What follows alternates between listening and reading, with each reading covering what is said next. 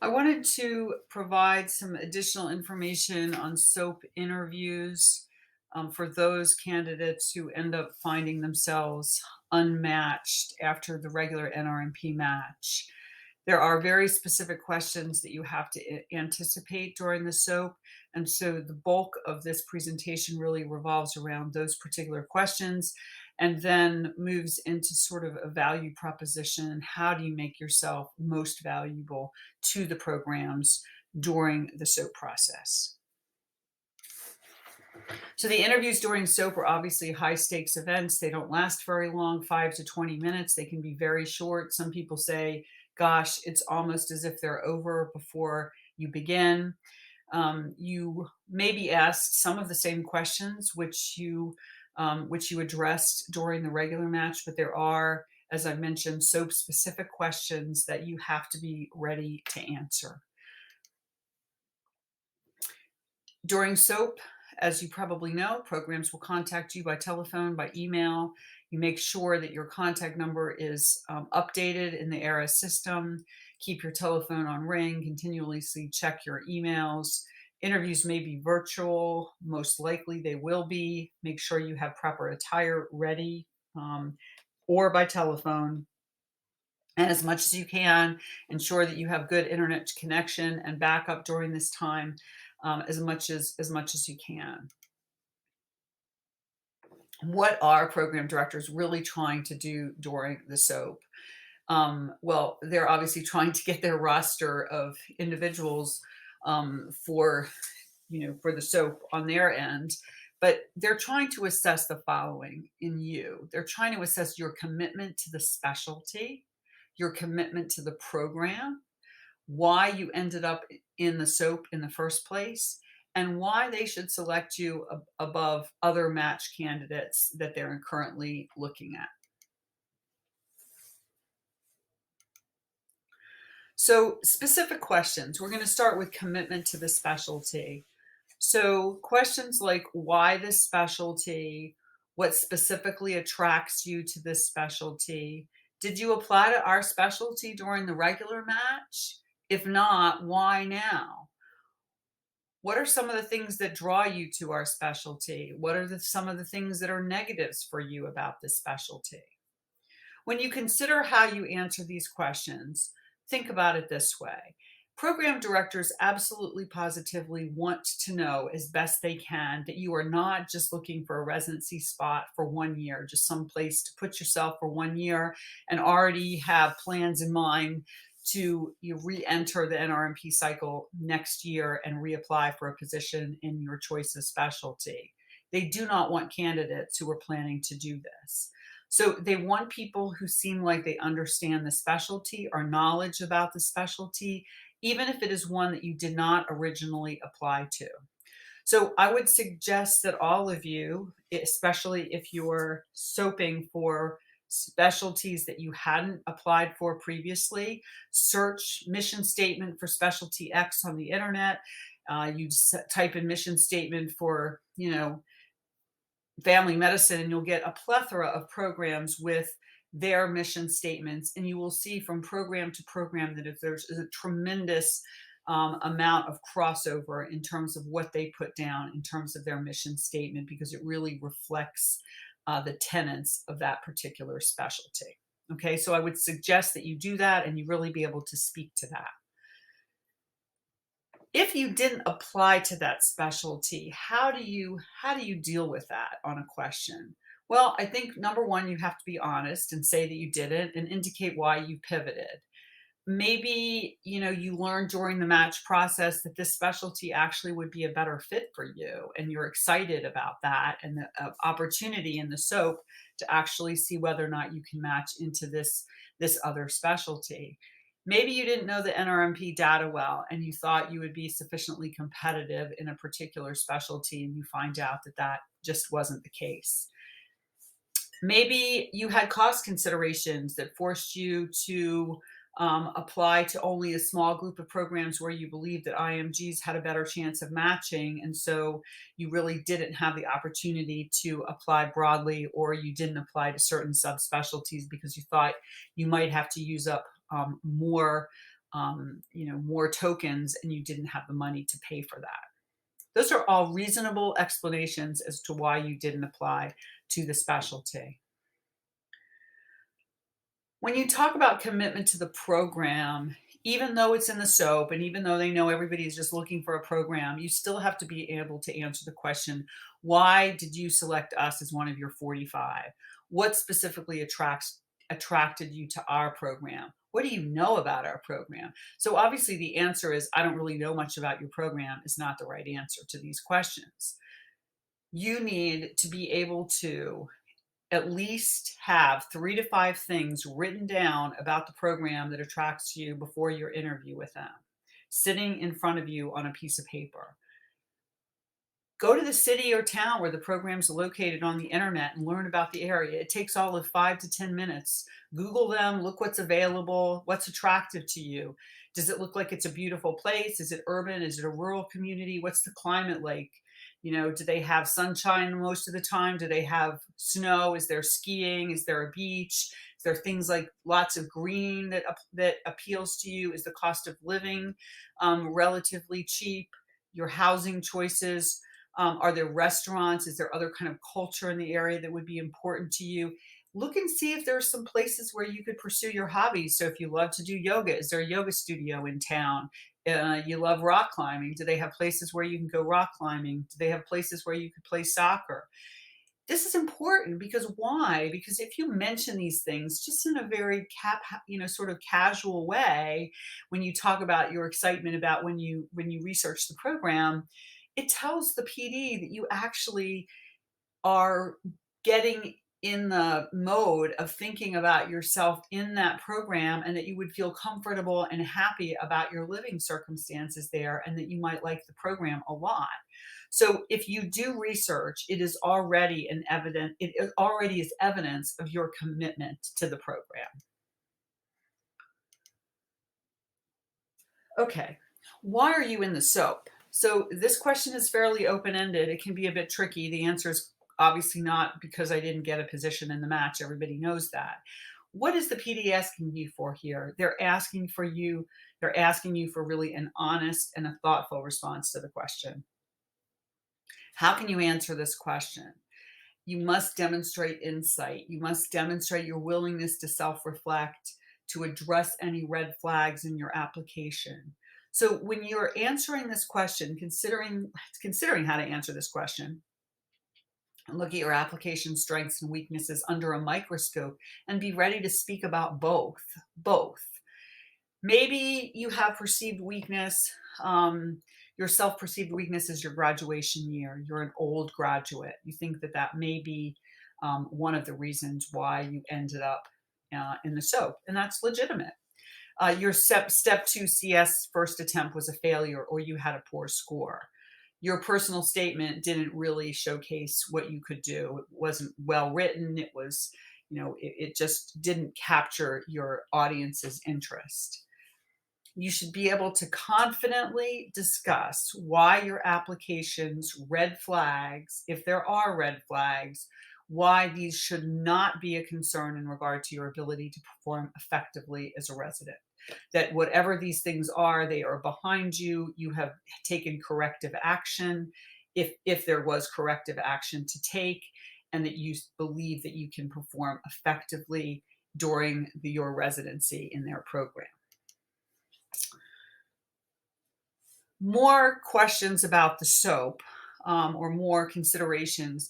Just please don't be defensive when you answer the question. Don't blame other people. Don't tell you got poor advice, that you had 2 interviews but you didn't get interviewed by the program director for more than 5 minutes, or you ended up speaking with only the chief residents. None of that. There's no place for defensiveness and blame during your SOAP.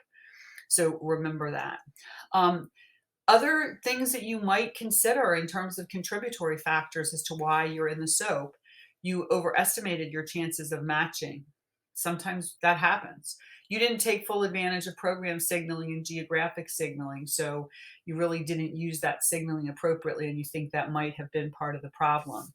You didn't apply to that many programs because you had financial constraints. Again, these are questions that can contribute to why you're in the SOAP and at least demonstrate that you've thought about it. Okay, why should the program select you? What differentiates you from others in the SOAP? This is your opportunity to showcase your value, and we're going to talk about this a little bit. But you're going to have to discuss what are your greatest strengths, what are your unique qualities and skills. Maybe it has to do with your background, your work experience, leadership, community service, some language skills that you possess. What is the overall value that you bring to that particular program, and why is that program a great fit for you at this point in time? You need to make sure that when you answer these types of questions, why should the program select you, that you communicate in a very positive fashion and that you demonstrate your desire to join that program. It may be on the bottom of the list, but it is a program that is looking at you as a resident for next year. It is your entry point into residency in the United States, and you need to show positivity and desire to be there if you are to get a position. Other questions that may be more specific to SOAP: what will you do if you don't find a position in SOAP? Well, we know that there are some positions that are still unfilled after SOAP, and so you may say that you're going to take advantage of that. You may say, I need time to reflect and think about my next steps. But one of the things you've got to demonstrate is your continuing commitment to this process, your resilience, your ability to pivot and adapt. Demonstrate that you have some strategic planning and are capable of doing that, and that this is something that you want more than anything else, and that you will find some other opportunities you are convinced that can enhance your resume for the next go round. So that also would dovetail in how would you improve your application for the next season? What is the one thing you wish you could change about your current application? Or what have you learned from this match season?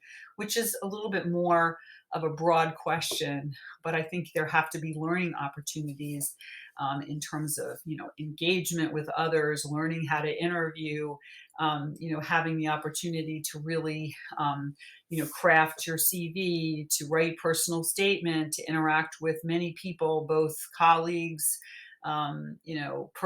program directors, other residents, network, many, many things that you have probably done during the last 6 months that have really been incredible experiences for you if you think about it.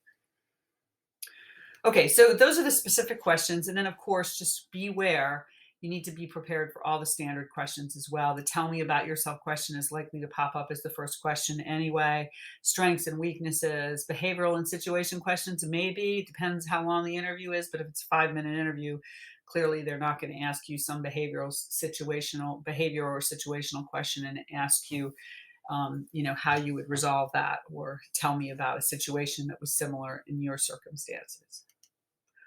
So in the SOAP, just like in the match, I want to draw your attention to the value proposition, and specifically being strategic in terms of asking yourself, what is this specific training program, this one place where I have my interview, what are they looking for in a resident candidate? And what value do you bring? What value do I bring to the residency program, to the hospital where the residency program is located, to the patients, to the colleagues there, and to the community? That's the value proposition. So I'm going to walk you through 3 value propositions for individual programs that I hope will be helpful for you when you consider that you have not very long to convince the program of why you're an exceptional fit and why they should take you. And I hope this will help you to do that. So here's a value proposition. The example is an internal medicine urban university affiliated program. And so we craft the program message. Now, this is something that you would craft. You would look at the internet site, you would look at the program, you would say, what do I think is the main job description here? Yes, it's an internal medicine intern. We know that. But what does the program want that internal medicine intern to do? Well, they want them to demonstrate a commitment to providing high quality care to underserved, culturally diverse patients in an internal medicine community track program within a large academic healthcare system. That already tells you a lot about potentially what they might be looking for in a candidate.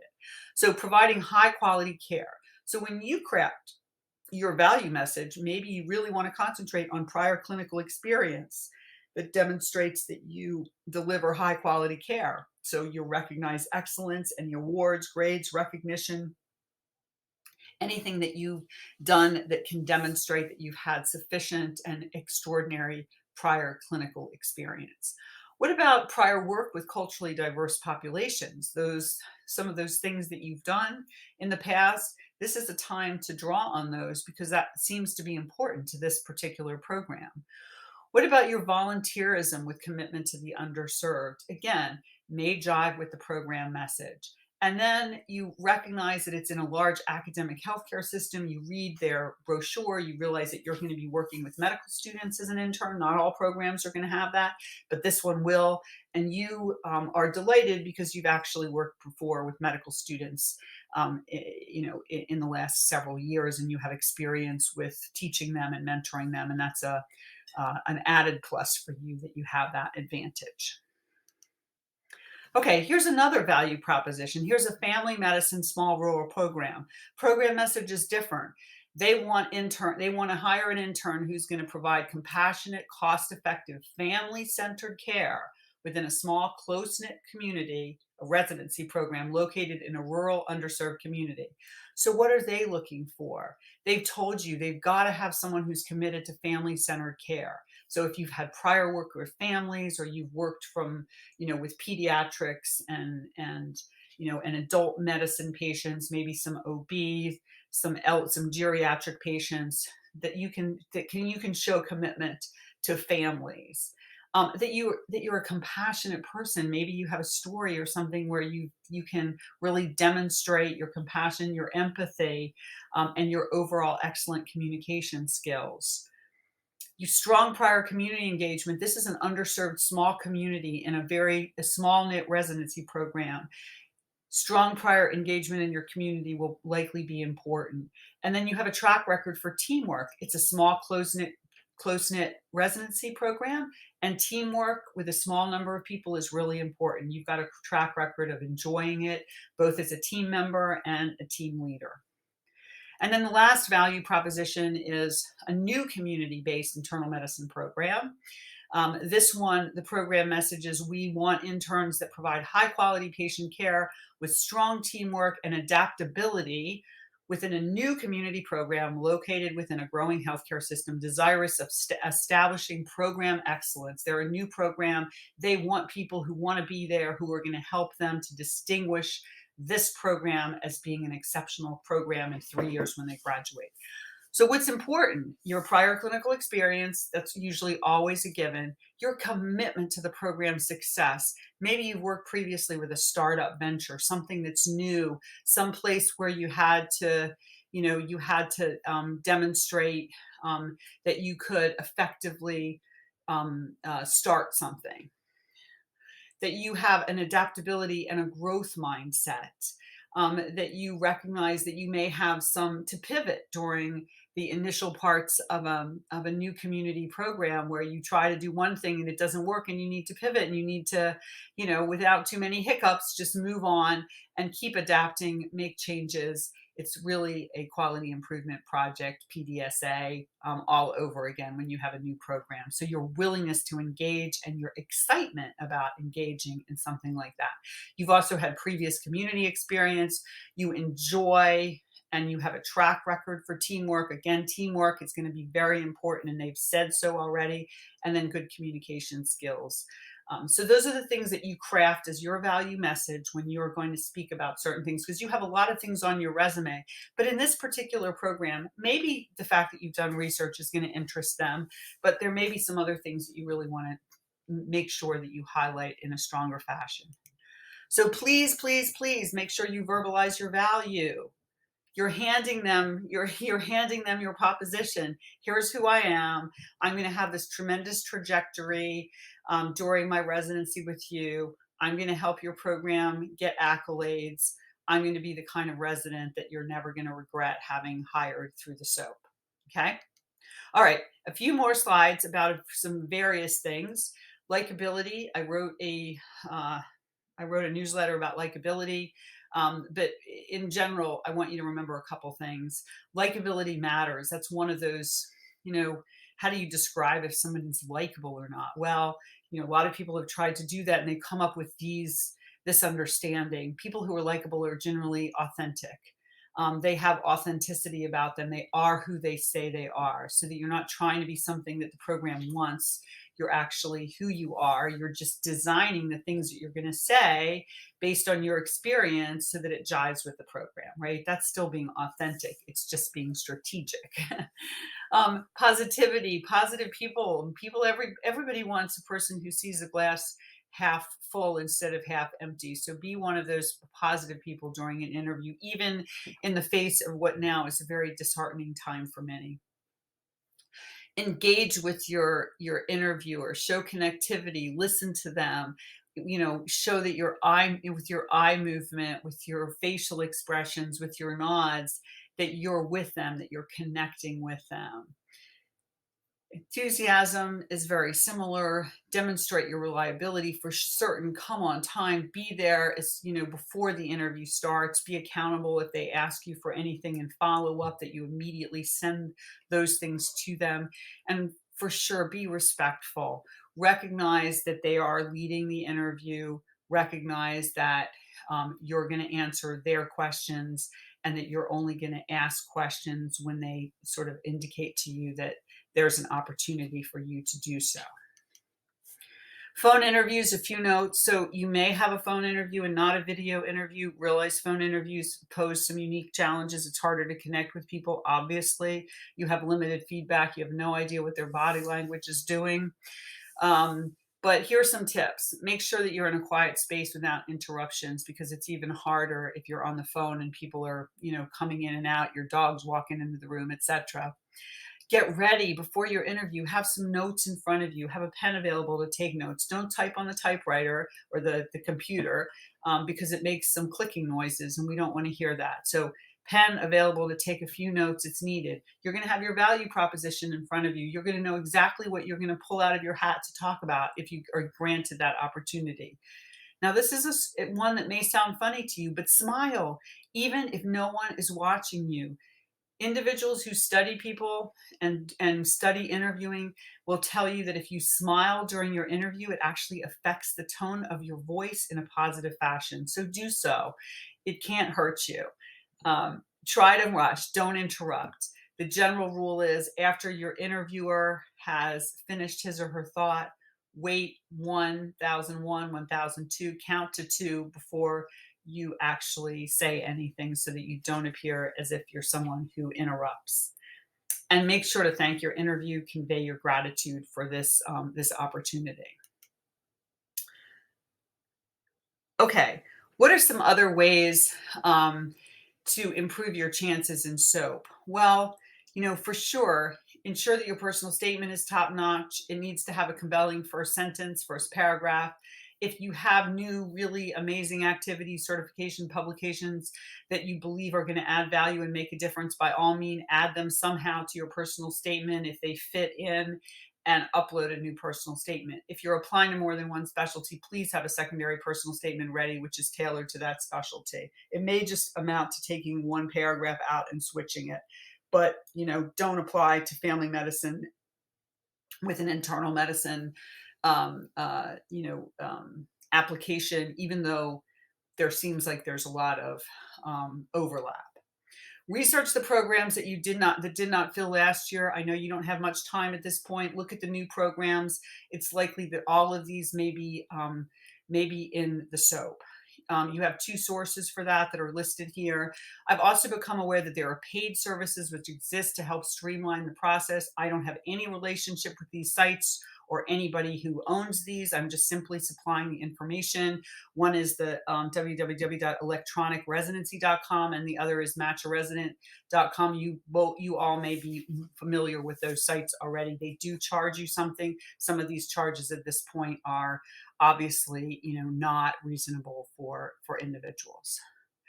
And then finally, utilize all your 45 application choices, all those tokens. Consider programs that have more than one available position. I would definitely look at those. If you're living in the United States, please look at programs in your state. Programs know, so people know that if you're in that state and you get an offer, you're more likely to take it. Because sometimes people do get competing offers. If it's already in your state, guess what? You're going to get that. You're going to go to that position probably. It's a whole lot easier for you to do. You may not even have to move very far. Investigate the less competitive programs, the smaller community programs, any strong university program, except maybe in prelim surgery. Their unfilled positions are probably going to be filled with their own unmatched students. So, that usually doesn't represent much of an opportunity for people. Anyway, that's all I got for you. I know it's been a lot. I hope that this has been helpful, because I wanted to make sure that everybody was just as prepared as possible to enter the SOAP and to hopefully grab one of those SOAP spots that would become available. So best wishes for a successful SOAP. Please get in contact with me if there's anything at all that I can do to help you. Thanks so much. Thanks for joining me today. My goal at My Application Coach is to deliver meaningful content in bite-sized segments. I'd be honored if you'd hit the button below to subscribe to my YouTube channel and graciously provide your comments. I also invite you to check out my website, imgspecialist.com, where I offer personalized services assisting serious applicants with mock interviews, ERIS and personal statement review, and much more. Thank you.